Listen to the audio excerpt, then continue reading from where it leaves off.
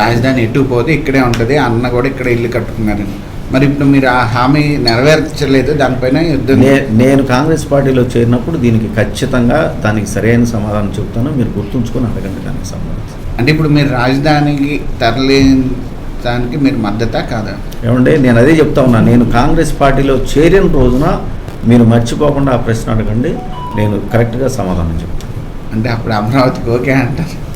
అది మీరు ఊహించుకుంటే ఎట్లా? అదే అంటున్నా నేను ఒక పార్టీలో చేరినప్పుడు ఆ పార్టీ లైన్ అండ్ లెంగ్త్, అదేవిధంగా చంద్రబాబు నాయుడు గారు ఏమి చేశారు, జగన్మోహన్ రెడ్డి గారి దగ్గర మేము ఏం చేయించుకోవాలని అనుకున్నాము, ఏమి చేయించుకోలేకపోయాము, ఇవన్నీ కూడా కలిపి నేను మీకు స్పష్టంగా చెప్తాను. అంటే కాంగ్రెస్ పార్టీ స్పష్టంగా చెప్పింది మేము అమరావతి ఒప్పుకుంటున్నాం అనేసి.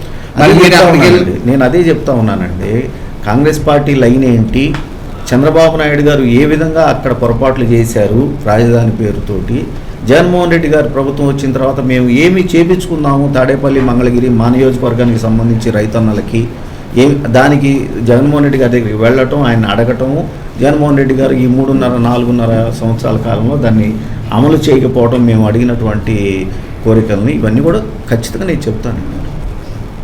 రేపు కాంగ్రెస్లో చేరిన తర్వాత మీరు అడగండి, ఖచ్చితంగా చెప్తాను. అదే నా ఆంధ్ర రాష్ట్రం